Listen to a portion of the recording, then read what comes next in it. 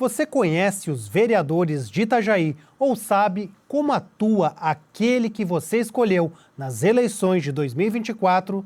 Seja qual for a sua resposta, este é o momento ideal para se ligar na TV Câmara Itajaí, porque está no ar mais uma edição do Fala Vereador, um espaço exclusivo para os parlamentares detalharem suas propostas e comentarem os principais assuntos da cidade, sempre com prioridade no interesse público. Hoje participa conosco o vereador Cristiano Klaus Fischer, do PRD. Seja bem-vindo novamente aqui ao programa, vereador. Muito obrigado, fico muito feliz de estar por aqui de novo, que a gente possa ter uma conversa para mostrar um pouco mais do mandato e também do que acontece aqui na Câmara de Vereadores de Itajaí. Cris, como que você avalia esses primeiros 9 meses aqui na Câmara de Vereadores, onde também assumiu a função de presidente da Escola do Legislativo, professora Maria Rosa Heleno Schulte? Esse início, principalmente os 4 meses iniciais, eles foram muito acelerados na minha vida, porque era uma questão de adaptar o dia a dia e também uma crescente daqueles objetos que a comunidade estava pendente e que por alguns motivos não era escutado, não era dado tanto interesse, e pelo CRIS, e por isso que essas pessoas acabaram me incentivando aqui estar e ajudaram a me eleger, a gente faz essa escuta e traz para a Câmara algumas discussões importantes e principalmente nesse primeiro momento a gente tem intensificado até para que a gente possa observar e ter dados para depois criar projeto de leis. A gente tem intensificado muito a questão da fiscalização, principalmente na área da saúde. Entre os desafios e a atuação também junto aos demais parlamentares, na articulação de projetos, de requerimentos, o que foi mais gratificante? Esse diálogo com pessoas que pensam diferentes, muito diferente em vários momentos do que eu acredito, do que eu penso, é importante também para um crescimento político da trajetória da cidade. E o CRIS, o vereador CRIS, nesse momento também, numa projeção de crescimento. Quando começa a discussão de ideias que às vezes não compactua ou que compactua. Então, é importante começar a ver parlamentares que esses começam a ter uma proximidade de pautas também. Então, eu sempre digo que ninguém é dono de uma pauta, né? A gente trabalha em conjunto para que a gente favoreça aquela pauta.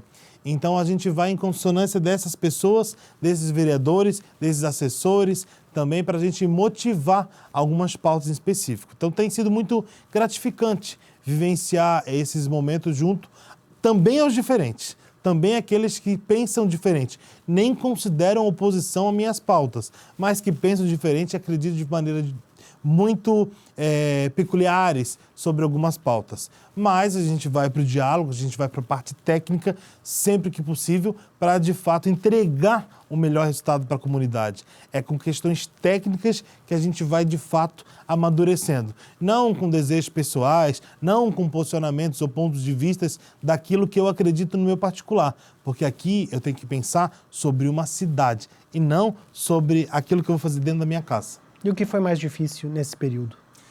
Dentro desse período, o que me incomodou, vamos assim falar, são às vezes a falta do direcionamento para algumas pautas em específicos que às vezes desvirtua aquilo que é sido pensado. Então eu me posicionei, isso a gente tem os registros, onde eu chamei a atenção que às vezes é interessante voltar ao foco do objeto da matéria e dentro do particular de cada um, o cidadão vai decidir como vai fazer. Então, fiz alguns embates com alguns colegas parlamentares sobre isso, inclusive em própria sessão, que não nos diz respeito o que cada um vai fazer no seu íntimo. Então, a gente tem lutado para isso, para tentar fazer a escuta mais qualificada e a parte técnica mais avançada também. Hoje o senhor se percebe como um vereador de governo, de oposição ou independente?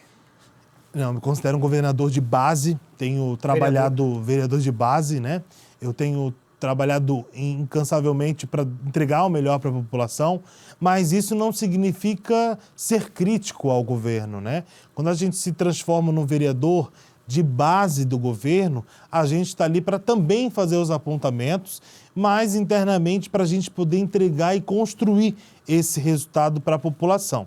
Já uma questão de oposição, eu vejo que não tem essa proximidade do governo com as pautas que ali são distribuídas. Então tem uma proximidade muito clara junto com o prefeito, junto com o vice-prefeito, para mostrar e apontar aquilo que eu não acredito está bom. Então eles têm escutado e por isso me mantenho na base do governo. Enquanto as ideias que eu acredito estão sendo escutadas e há modificações no processo do executivo sobre os apontamentos que eu, enquanto aqui legislativo, faço, por lá eu continuo sendo base. Vereador, o senhor tem mais de 560 indicações ao Executivo Municipal.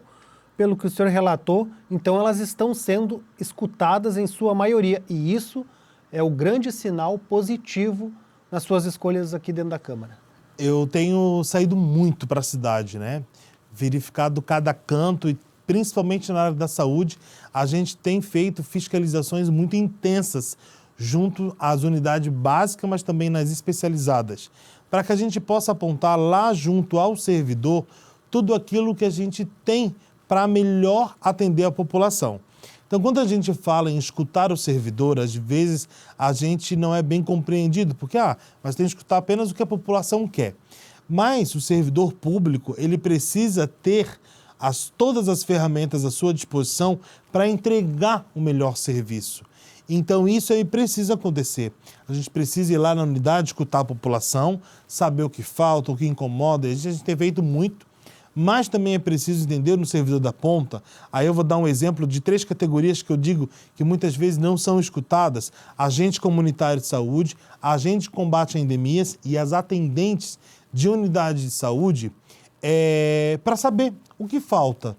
Porque às vezes a gente tem lá numa unidade básica de saúde nenhuma cadeira decente, que aquela atendente passa horas e horas atendendo a população. Então isso leva, na questão de ergonomia, uma dor.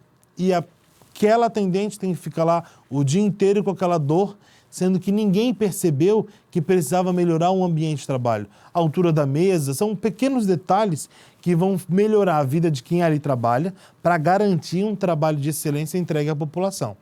Claro que os casos onde a gente observa, escutando a gestão e também a população, que aquele servidor que ali está, não está sendo competente o suficiente para se manter ali, a gente também faz solicitações, sugestões ao governo para que se repense aquele servidor em específico. Mas eu vou te contar, tem vários servidores em vários cantos da cidade que merecem muita atenção. E esse é o papel que a gente tem feito, porque senão a gente cobra que tenha um serviço sendo entregue de qualidade e a gente percebe que não há condição de trabalho para esses. E aí a gente está vendo todos esses lados também.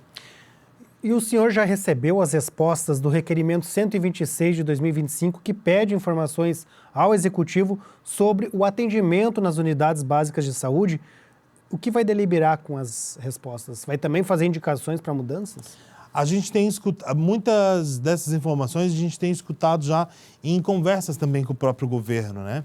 Então, a gente vê a necessidade de melhorias dos atendimentos dessas atendentes, da melhoria em relação ao processo e fluxo de trabalho.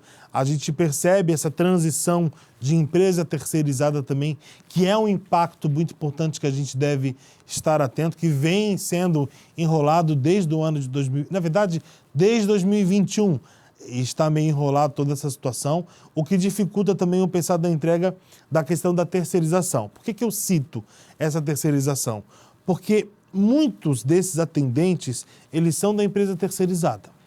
Então, tem sido chamado, em 2025, muitos novos atendentes, só que não supre. Então, essa questão dos atendimentos, da recepção propriamente dita, né? Esse atendimento, mas das atendentes em si. Às vezes, sendo técnico de enfermagem, por ali, às vezes, agente comunitário de saúde em desvio de função, aí começa a população a reclamar que a minha agente comunitária não passa na rua, e a gente vai observar que por uma necessidade da gestão daquela unidade básica de saúde, do postinho, então, né, aquela agente comunitária tem que ficar no balcão. Então, a gente percebe e cita essa correção, por isso que é a questão de fazer as críticas construtivas ao governo para que se melhore esse posicionamento. Então, quando a gente vai escutando, tanto é que eu sou um vereador de pouco requerimento, eu estou muito lá na ponta conversando com o executivo, com os secretários, para a gente entender muito dessa demanda. Então, muito dessa correção a gente já tem conversado, nesse caso com a Secretaria Municipal de Saúde, para que faça, de fato, melhorias. E a gente tem sido escutado. Então nós vamos para um rápido intervalo, já voltamos com o segundo bloco do Fala Vereador. Até mais!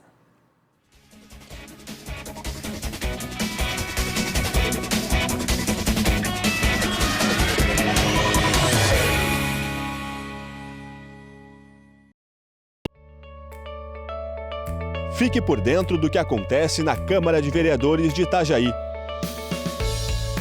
Inscreva-se em nosso canal do YouTube. Curta a página no Facebook. Siga o perfil no Spotify, no Instagram e também no X. Acompanhe todo o conteúdo do Poder Legislativo nas redes sociais. @Câmara Itajaí.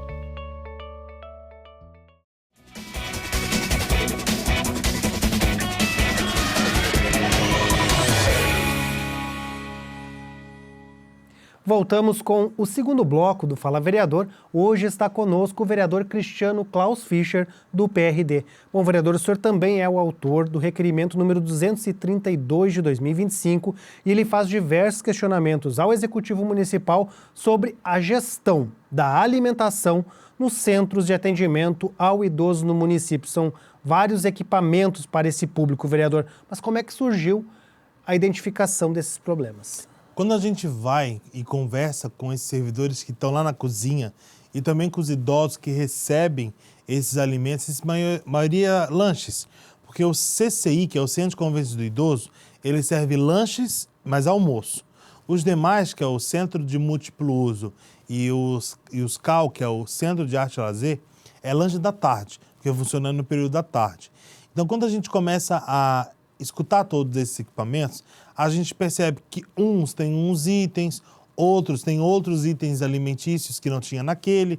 Então, o que é fornecido num bairro é diferente do que é fornecido em outro bairro. Isso começa a me incomodar, porque a gente está falando do mesmo público, o público idoso e não necessariamente vulnerável, porque ali é um momento de convivência entre eles, né? Mas é preciso entregar o mesmo produto e a gente precisa entender o que falta. Falta um padrão, então foi isso que eu identifiquei. Então esse requerimento é para vir essa resposta, para saber o que se pensa a Secretaria de Assistência Social e Cidadania, para que a gente possa garantir a melhor refeição e igual a todos esses equipamentos. Em relação, por exemplo, às dietas especiais, que a gente tem o diabético, a gente tem o hipertenso, a gente tem os intolerantes e os alérgicos, também precisa se pensar nesse público e saber de que forma eles também são escutados, porque a gente tem essa população que pode lá, através de uma caseína ou uma lactose de um produto da questão do leite e seus derivados, que podem comprometer a saúde intestinal e aí gerar um monte de consequências negativas, como, por exemplo, a má absorção de cálcio desses idosos. Então, a gente pode ter uma consequência de osteoporose se essa população que é intolerante ou alérgica à lactose ou à caseína tiver um processo inflamatório intestinal. Ou seja, é preciso muita atenção. Se é um equipamento para levar a promoção à saúde destes, que se faça de maneira adequada e correta. Então, é essa a minha indignação de não ter esse serviço. Mas também não é apenas no ano de 2025. Eu que participei sempre do Conselho Municipal do Idoso, a gente, através da fiscalização, já tinha percebido isso. E agora, aqui, através da Câmara, também faço requerimento para ter as respostas e aí a gente consolidar através de um possível projeto de lei para garantir que aquilo que é fornecido por lá seja de forma eficaz para a saúde daqueles que frequentam por lá. Informalmente chegou a conversar com algum secretário ou com o prefeito Robson ou alguém da Secretaria de Assistência Social? Eles já deram uma resposta prévia, falta ainda boa parte com a questão de documentação. Eles, na semana passada, né, uma semana que antecedia o requerimento a ser lido e discutido na casa, porque aí já estava disponível, eles já indicaram uma nutricionista para que ela pudesse verificar essas demandas. Ou seja, e também porque a gente teve uma conversa, já houve um movimento. Ou seja, é isso que a gente quer. A gente quer apenas que seja corrigido. Para que se faça a questão também de verificação desses manipuladores de alimento, para ver se estão adequados, se a cozinha está adequada, se tem higiene, garantia desse serviço através de não ter produtos que estão prestes a vencer, até beleza, agora vencidos não. Então, não verifiquei nada vencido, mas é uma preocupação que tenho e acho que tem que ser nesse perfil. E aí, nesse caso, profissional nutricionista e um fiscal também de um possível contrato precisa estar acertado. Então, se é preciso garantir no projeto de lei que tenha um fiscal desse contrato para passar em todos os equipamentos para verificar se está tudo adequado, acho que a gente tem que garantir numa próxima licitação que por ali tenha um profissional que faça essa fiscalização. Ainda voltado a esse público, vereador, o senhor participou de uma audiência pública proposta pelo vereador Fernando Pegorini, que trata a respeito das vagas em casas de permanência para a pessoa idosa. Tem uma defasagem de vagas em Itajaí e está crescente e está pegando uma curva de aceleração nesse crescimento, até pelo envelhecimento da população em geral. Como que Itajaí vai fazer para equilibrar isso? Isso é histórico, né? Aqui em Itajaí eu acompanho há bastante tempo. A gente teve no momento, há uns 3, 4 anos atrás, o Conselho Municipal do Idoso, através do Fundo do Idoso, comprou vagas para alguns idosos que estavam esperando em filas. Então a gente garantiu através do Conselho, a gente fez esse gesto para o governo lá atrás, para facilitar o processo de trabalho. E agora a gente, através dessa audiência proposta por Fernando, a vereadora Hilda também participou desse momento, assim como eu, que a gente subscreveu esse projeto e aí virou então a audiência, para que a gente pudesse ter nessa audiência a discussão. Depois eu participei junto com o Fernando, presidente da casa, junto à reunião ao prefeito municipal e demais pessoas competentes dentro do governo sobre esse tema. E ficou garantido e está nesse trâmite para que todas as vagas de asilos, então, desses que aguardam, que já foi feito através do CREAS, toda a questão de fiscalização nessas famílias, para saber realmente se cabe ou não. Então, já passaram por essa etapa, a assistente social já foi na casa, já avaliou condições, realmente não tem ninguém da família que possa ficar com esse idoso, então o município já direcionou que aqueles idosos podem ser direcionados. Alguns, no caso o Asilo Dom Bosco, por exemplo, já não tinha mais vaga. E aí começa também a compra de vagas em outras ILPIs, que assim que a gente chama, né? Instituição de Longa Permanência, os conhecidos também como asilos. Então, compra de vaga em outros também desses equipamentos. Vereador, o senhor também é autor do projeto de lei ordinária número 138 de 2025, que ele institui o Dia Municipal do Flashback, com uma sugestão para o dia 1º de outubro. Como que surgiu essa proposta e como que ela também chega ao público que gosta desse tipo de música, de festa, de evento? Eu sempre critiquei muito essa criação de datas só para ter o dia tal, dia X, dia Y, né? Porque senão a gente fica com um calendário cheio de data, mas nada acontece. Ter uma data por ter não era proposta. Quando a gente fez a escuta desse público específico, e aí eu cito aqui o Farley Serri, que é um VJ também que trabalha muito com esse ambiente dessa parte de flashback, a gente fez uma consulta pública, aí eu vi que a gente estava no caminho certo. 2 grupos de passinhos, o pessoal do colecionismo, a gente também tem o pessoal que se caracteriza de vários atores, né, desse momento flashback. Então, a gente percebe que vários outros municípios, Indaial, Joinville, tem também essa cultura muito forte e que os nossos aqui de Itajaí vão para esses municípios. E a gente quer o que através dessa data? Trazê-los para cá, mostrar que Itajaí também tem uma cultura flashback dos carros antigos, dos discos de vinil que muitas vezes há exposições e trazer todo mundo desse ambiente para que possa transformar Itajaí também numa rota deste público. E aí promover ainda mais o entendimento e o ensinamento do que é esse momento flashback.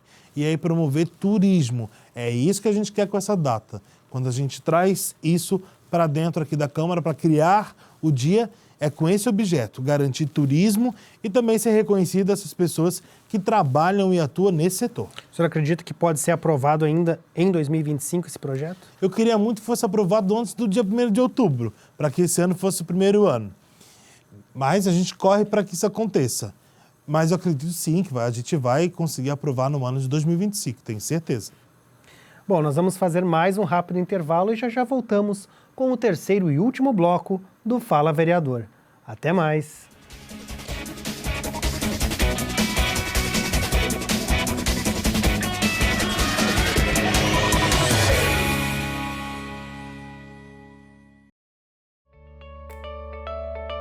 Fique por dentro do que acontece na Câmara de Vereadores de Itajaí. Inscreva-se em nosso canal do YouTube. Curta a página no Facebook. Siga o perfil no Spotify, no Instagram e também no X. Acompanhe todo o conteúdo do Poder Legislativo nas redes sociais. @Câmara Itajaí.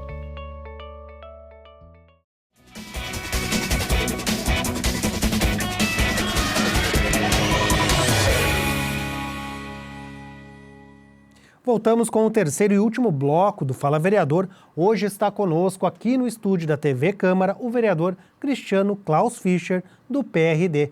Bom, vereador, o senhor também é autor e articulou junto ao Executivo Municipal um anteprojeto para criar também uma política pública efetiva para as pessoas com fibromialgia. Quais são as principais políticas que esse público precisa, vereador? E já tem um mapeamento de quantas pessoas estão monitoradas pela Secretaria Municipal de Saúde? Essa é uma fragilidade de saber quantificar quantos de fato pessoas existem em Itajaí com esta doença. Em sua maioria são mulheres, mas o cálculo aí deve ser em torno de 2 a 3 mil pessoas em Itajaí. E dentro das temáticas que mais precisam de atenção, muitas dessas a gente já participou, inclusive enquanto município, favorecendo que essas leis que aconteçam. Já aconteceram algumas, como, por exemplo, a equiparação de pessoa com fibromialgia a pessoa com deficiência. Mas a gente quer mais, né? A gente precisa garantir, por mais que já exista no âmbito nacional e estadual, a política nacional e estadual de direitos da pessoa com fibromialgia, a gente também quer estimular isso no município, garantindo por aqui, por exemplo, o atendimento multiprofissional, que é muito discutido, porque aí eu tenho um agravo dessa doença, né? Com as suas sequelas e consequências. Fibromialgia provoca dores pelo corpo. E isso, a dor constante, vai levando ao processo de depressão. Então, quando a gente começa a fazer o bloqueio de redução de dor, menos depressão, ou se já tiver uma depressão, que se estimule ainda mais esse processo de redução de consequências da própria depressão, como insônia, alteração de peso, a própria questão do suicídio, são fatores que, quando prevenidos através deste grupo multiprofissional, favorece. Um outro ponto muito importante é o acesso à medicação. Pregabalina, por exemplo, é uma doença que se tem muita dificuldade em ter acesso. Não é distribuída pelo SUS e aí a pessoa precisa arcar com isso. Mas que se tem um direcionamento, mesmo se for em questões judicial, que muitas dessas recorrem e ganham através de questões judiciais, mas que tem uma orientação sobre esse processo. E outro que a gente vem lutando há muito tempo é a questão do canabidiol, que é uma luta constante. Semana passada e essa semana estive com a Kate, que é assistente farmacêutica da Secretaria Municipal de Saúde, para questionar como é que está esse processo. Ela está avaliando todas as condições para depois ser apresentado para a Secretaria Municipal de Saúde. Porque antes da aplicação, precisa ter os fluxos de compra e, muito importante, de distribuição. Porque por mais que eu lute pela pessoa com fibromialgia, eu também sei e entendo as necessidades de luto pela pessoa com autismo, pela pessoa com epilepsia. E são alguns, e esses 3 que eu citei, são talvez os principais nesse processo do canabidiol. Então, lá na política nacional que a gente discute, que a gente conversou com o executivo, que manda para essa casa como anteprojeto, é na questão de poder favorecer o tratamento das pessoas com fibromialgia. Talvez esse seja o principal feito através desse anteprojeto. Vereador, outra articulação sua que acabou de ser aprovada na Câmara de Vereadores, passou pela segunda votação na última sessão ordinária, é o terreno para a Associação Amor Próprio. Também saiu de uma conversa junto com o prefeito Robson Coelho e com a associação. Qual a importância dessa sede, dessa nova sede, como que vai ser construída essa sede e também como que pode impulsionar os atendimentos da própria associação, que tem uma função muito específica no acolhimento, na orientação e na busca por tratamento e diagnóstico precoce das pessoas com câncer de mama. O papel do Amor Próprio, que é essa entidade que eu acompanho há muitos anos, desde quando era na Rua Brusque, na frente lá do supermercado Angeloni, a gente percebe que o trabalho de acolhimento talvez seja o principal desta entidade, que é muito, mas muito necessária. Porque quando a pessoa recebe diagnóstico, ela fica perdida, a família fica perdida. E se eu tenho pessoas que já passaram por essa situação e vão orientar e acolher, é muito diferente, porque elas já passaram por essa situação. Em relação ao terreno, elas já adquiriram essa lei já em outro momento e começaram a construção, só que lá no bairro mais distante, Cidade Nova, e começaram a construir. Então já tem uma casa montada, mas não está pronta, pintada e com alguns detalhes, mas já está pronta. E houve um desejo das pessoas que se mantêm como voluntária em continuar sendo voluntária na casa que é cedida onde elas estão. Nessa conversa, a proposta inicial seria a prefeitura ficar com a casa que elas estão construindo e continuar no modelo, se a prefeitura tivesse intenção, e lá onde elas estão, que é muito difícil o estacionamento, então para ter um objeto público é mais complexo, que a prefeitura então fizesse essa troca, ficasse com lá a Cidade Nova e elas se mantém onde elas estão, que também é cedido pelo município, e assim foi aprovado. O que muda agora para elas? É a garantia que o trabalho social que elas desenvolvem junto à Unacom, então é perto para elas manter esse atendimento, mas também para aquelas voluntárias que por ali estão, para manter viva esse trabalho voluntariado, que muitas dessas já são 60 a mais, já são idosas. Então, por isso que dificultaria ir para uma casa mais distante. Então, o trabalho social que ela desenvolve vai continuar acontecendo. Então, isso eu fico muito feliz, e quando a gente percebe, né, outros vereadores também se somam a essa causa. A gente levou, de fato, a diretoria para conversar com o prefeito Robson, que já era um desejo desta entidade, e foi logo aceito. A secretaria, que deve ficar com essa casa para fazer algumas ações, já sinalizou também interesse naquela conversa junto ao Robson, por isso que foi adiante. É bom para o município, é bom para a entidade, então seguiu adiante. Inicialmente, então, não precisa de obras, mas futuramente só provavelmente vai ter que ter algum tipo de alteração. É porque eles vão ter que determinar, de fato, os trabalhos que eles vão fazer lá. Vai ser um CAL, vai ser um CRAS, o que eles vão, de fato, utilizar? Naquele momento, eles sinalizaram para o prefeito, tanto o secretário quanto a diretora executiva, que sim, que a gente tem interesse. Então, por isso que o prefeito tocou adiante. Agora é com eles, porque também a cada mês muda a direção do que eles buscam para entregar para a população, mediante aquilo que aparece de demandas. E então é um trabalho agora que cabe à secretaria, de fato, intensificar.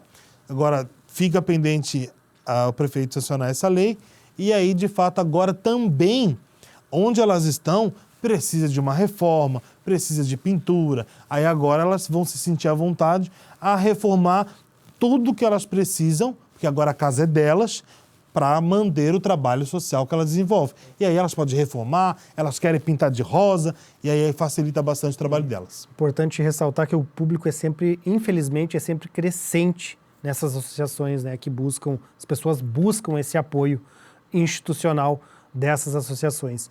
Bom, vereador, uma outra proposta sua é a criação do Conselho Municipal de Economia Solidária aqui no município de Itajaí, principalmente para unir e mobilizar os artesãos do município.